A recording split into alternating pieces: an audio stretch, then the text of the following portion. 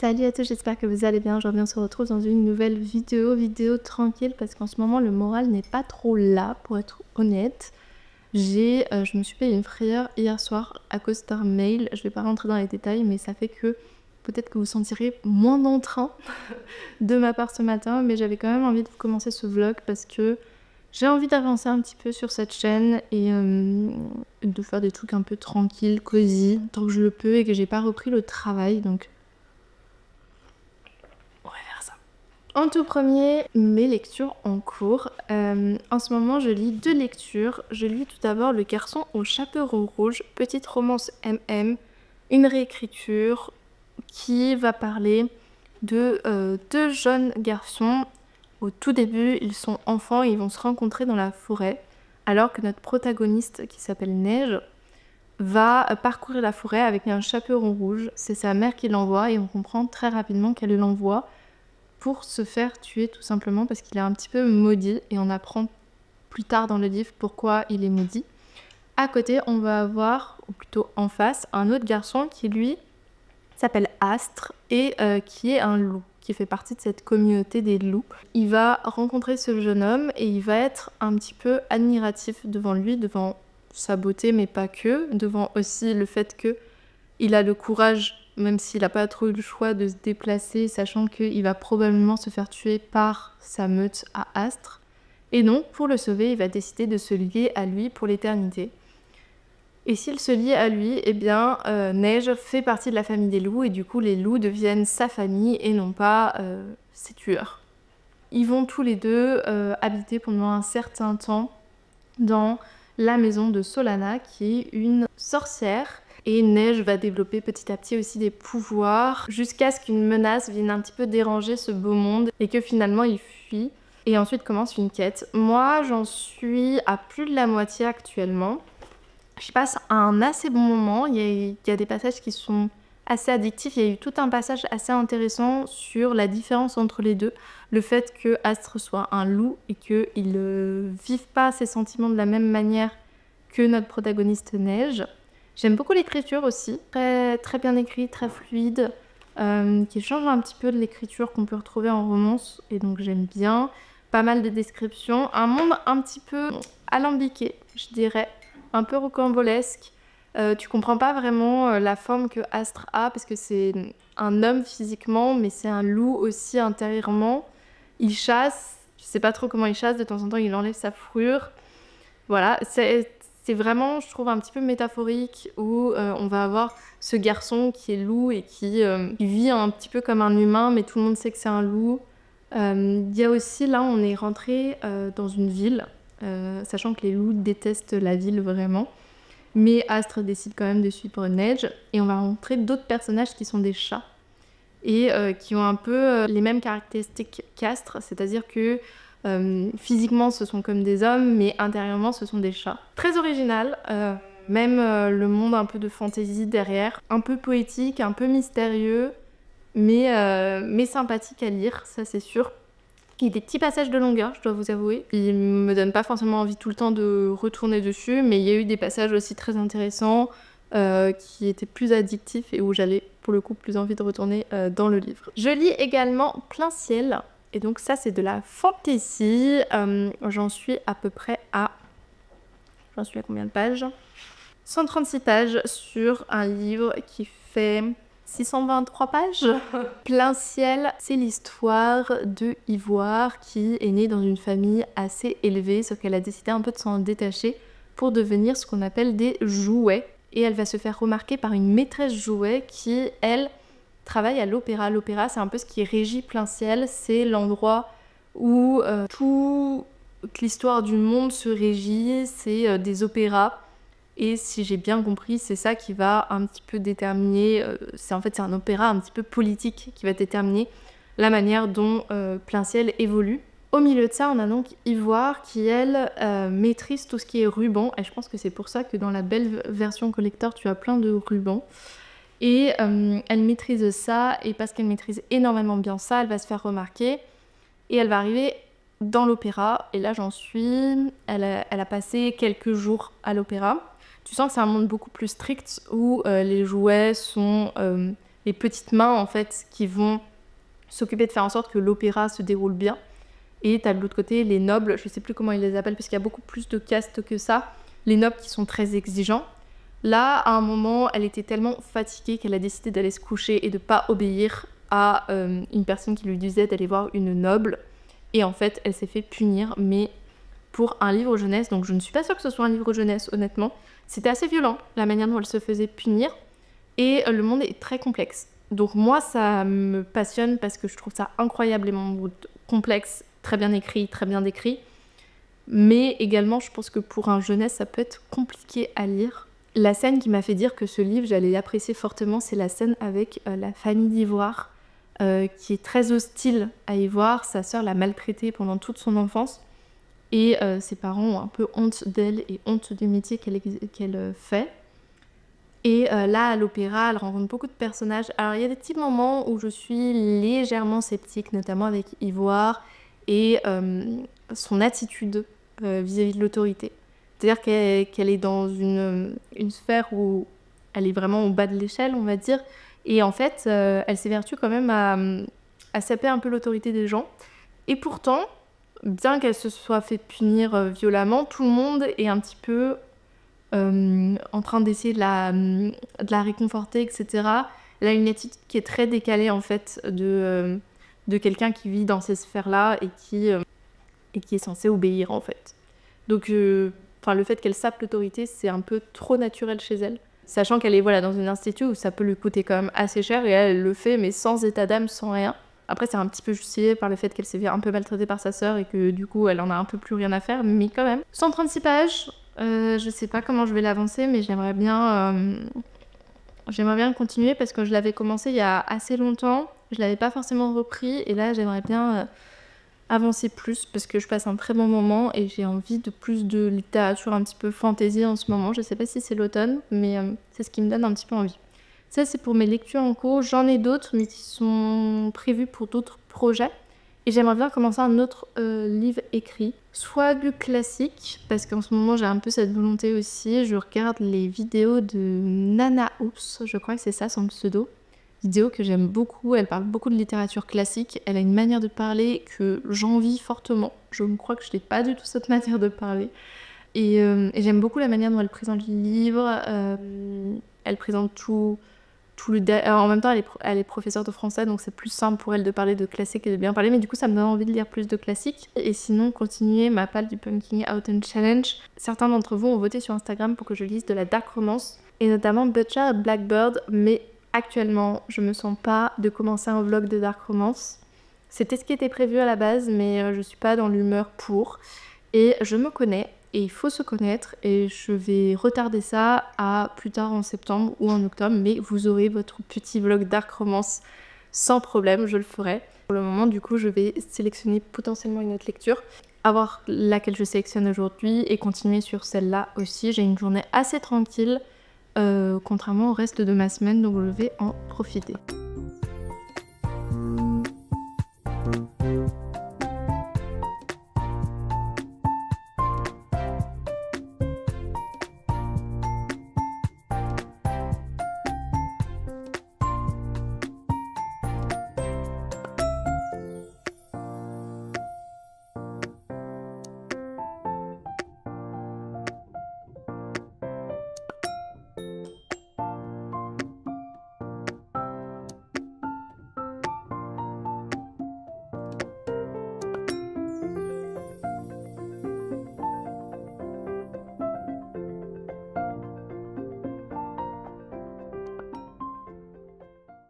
On se retrouve à peu près au même endroit que la dernière fois. Je vais du coup vous faire un petit peu un topo de ce que j'ai lu et tout. Oh, il pleut.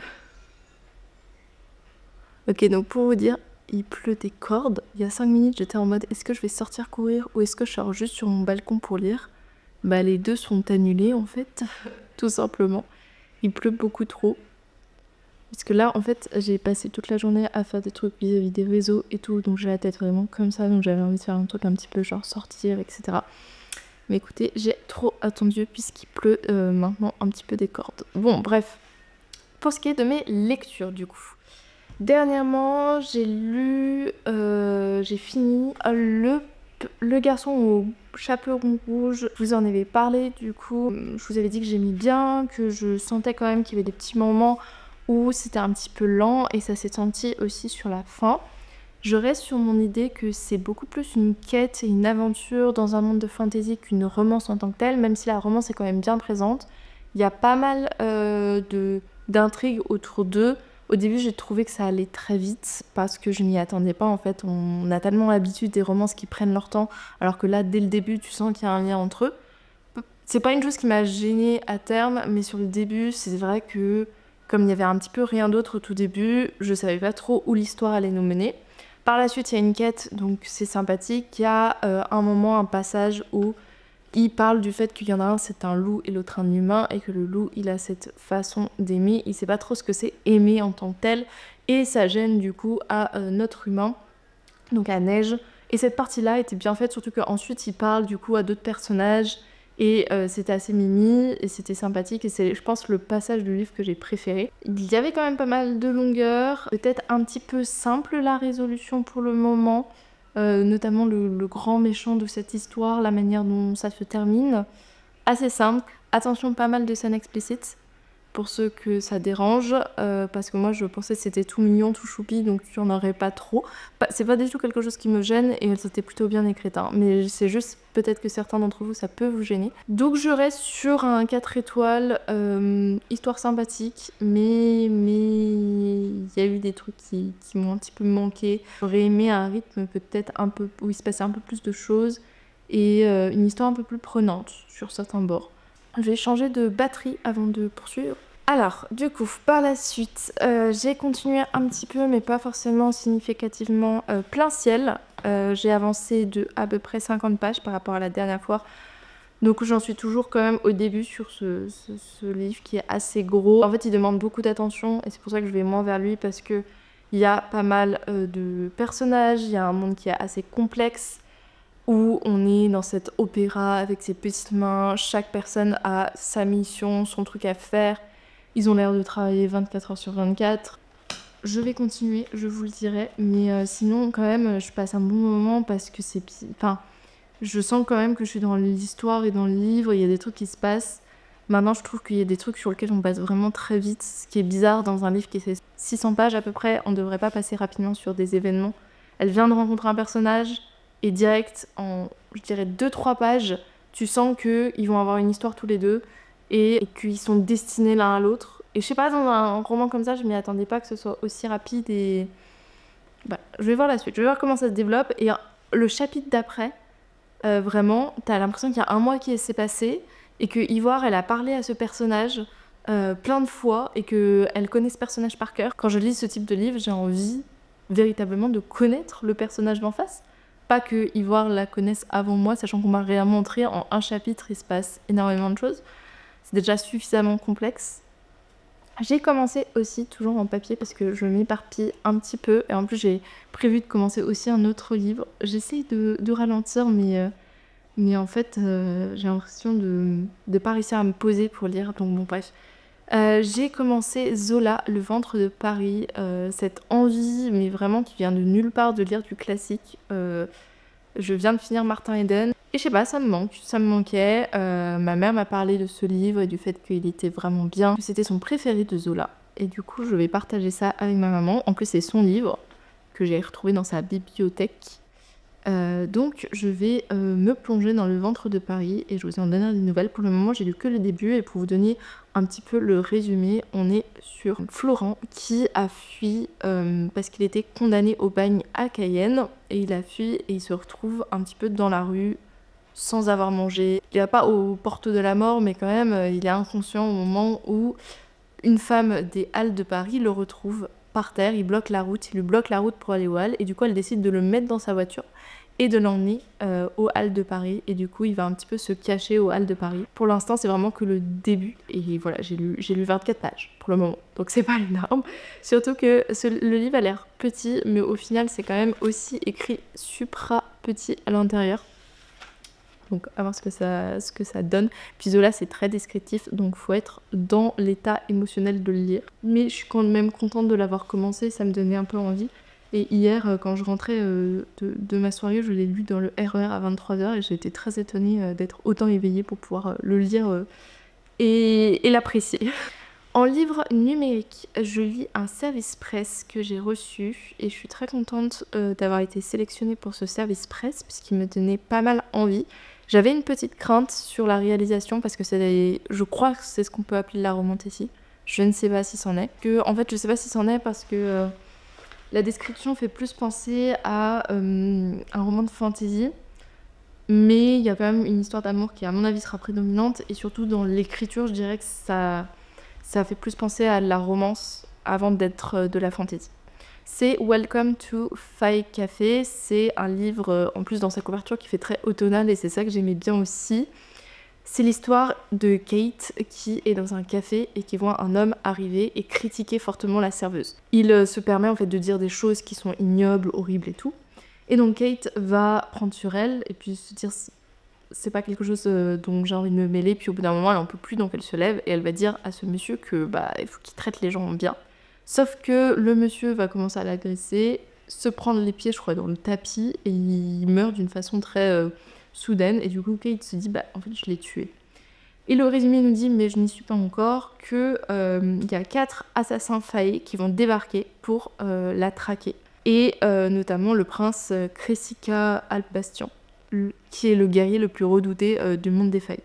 Donc c'est là où je pense qu'il va y avoir quand même une petite romance. J'ai lu le début et franchement j'ai accroché. Kate, qui est notre personnage féminin, est un peu spécial et j'aimais bien ça. Et puis en fait on a du coup 2 points de vue. On a le point de vue de Kate et le point de vue du prince, qui est souvent le cas dans les romances. Justement c'est pour ça que ça me fait dire aussi que ça va être une romantécie.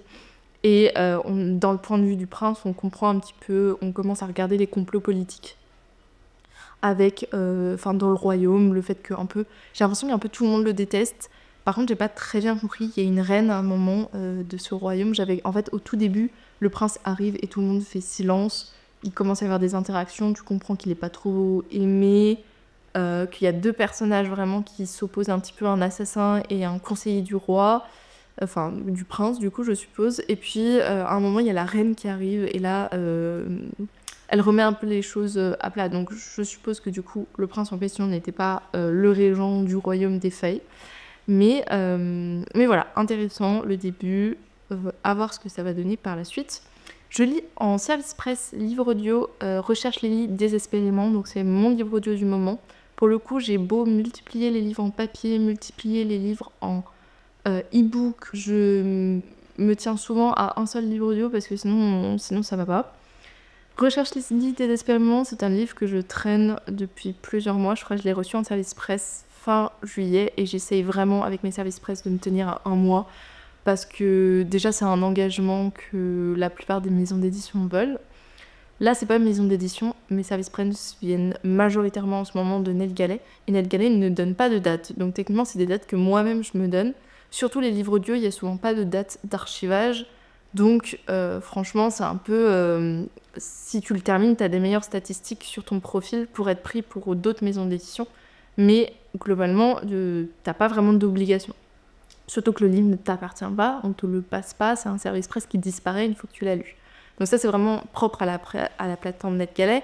Mais moi, j'essaie quand même de m'engager à le lire en 1 mois parce que je sais que si je le lis pas en 1 mois, c'est peut-être que j'ai plus envie de le lire ou que j'ai envie de le mettre de côté, etc. Enfin, c'est un peu le cas pour Recherche les lits désespérément. Alors, il est court, je crois qu'il fait que 5 heures en audio, c'est pour vous dire. En plus, je le lis en 1,5. Mais j'en suis à 82%, donc j'approche de la fin, mais ce livre m'énerve profondément. On est sur l'histoire d'une femme qui a 40 ans, qui est dans un boulot de communication. Son kiff, c'est vraiment les réseaux sociaux. Elle est toujours sur les réseaux sociaux. Et elle aime bien les influenceurs, tout ça, donc elle travaille directement avec eux. Elle a rejoint une amie dans son entreprise. L'entreprise s'est développée et là on lui dit, son amie sans la consulter, va recruter quelqu'un, donner plus de pouvoir à quelqu'un dans l'entreprise et lui donner une partie du travail de notre personnage principal qui s'appelle Lily. Et donc Lily va très mal le prendre, ce qu'on peut comprendre, et décider de poser tous ses jours de congé, parce que ça fait des années qu'elle n'a pas posé de jours de congé. Et elle va poser un truc comme, je crois, 3 mois, ou un truc comme ça, je savais même pas que c'était possible de poser autant. Bref, elle pose tout, et elle décide de partir au fin fond d'une maison en France, je sais plus, en plus elle dit la ville à chaque fois, c'est un truc vraiment paumé où il y a que 56 habitants. Dans une maison, et la maison, bien évidemment, elle a vu à l'affiche, elle voyait que c'était un prix assez bien, et tout ça, elle y allait, et puis en fait elle avait pas vu que il n'y avait pas de wifi, qu'il n'y avait pas de réseau, que c'était paumé au milieu de nulle part, que... il y avait quoi d'autre? Que la douche, c'était une douche froide. Bref, le gros cliché de la maison perdue au milieu de nulle part. Bon, on passe les clichés parce qu'à la rigueur, ok, c'est plus... Moi, ce qui m'énerve, c'est vraiment le personnage principal parce qu'en fait, Lily, elle passe son temps à se plaindre. C'est elle qui a choisi la maison. Si vraiment ça lui va pas, elle rentre chez elle, elle reprend une autre annonce si t'as pas de soucis. Après, peut-être qu'il y a un truc que j'ai pas écouté dans l'audio et qu'elle a payé intégralement pour les 3 mois, mais la propriétaire vient la voir tous les 3 jours pour lui taper la discussion. Elles peuvent bien s'arranger, discuter, trouver un moyen de faire en sorte que Lily retourne chez elle si le réseau lui manque à ce point. Parce que moi, ça me désespère vraiment qu'elle ait posé 3 mois de congé et qu'elle passe ses journées à ne pas savoir quoi faire parce qu'elle n'a pas de réseau, parce que... en fait, là où elle est en vacances, ça lui convient pas, en fait. C'est tout. Donc tu changes, tu t'en vas. Et en fait, je pense que c'est un truc qui veut un petit peu dénoncer notre société actuelle où on est toujours connecté, toujours sur les réseaux, et être plus proche des gens, parce que du coup, comme il n'y a que 56 habitants, elle va commencer à parler avec eux, il y a une petite romance et tout. Mais la protagoniste est assez insupportable. Et il y a des façons de critiquer sans passer d'un extrême à l'autre. C'est-à-dire qu'on a un personnage qui est trop connecté, et tout d'un coup, elle va plus du tout être connectée.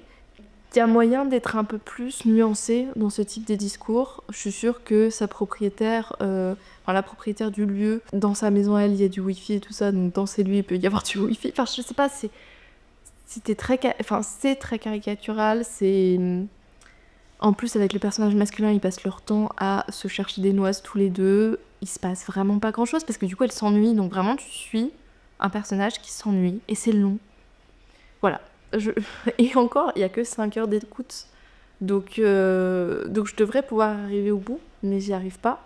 Oui, je vous ai dit que j'avais potentiellement commencé un livre, même si j'en ai énormément et j'en suis consciente. Je vous ai dit, j'ai du mal en ce moment à me poser et à beaucoup lire. Et de toute façon, j'ai toujours beaucoup de livres en parallèle. J'aimerais bien commencer un livre plus doux, Witch and God, qui est la suite de la saga principale, qui est un spin-off. Qui là va être sur... C'est le chant de Pasiphae ici, et ça va être sur du coup Pasiphae et Phobos. C'est souvent des livres assez doudous en romance qui sont sympathiques avec des thématiques intéressantes, qui parlent de mythologie. C'est tranquille, souvent ça se lit plutôt vite. Le tome 1 m'avait fait en effet un peu doudou sous la couette et tout, donc comme j'ai besoin de ça en ce moment, pourquoi pas commencer lui en plus de mes autres lectures. Et là, je ne sais pas ce que je vais faire, parce que du coup, j'avais prévu quelque chose qui ne peut pas se faire. Je ne sais pas.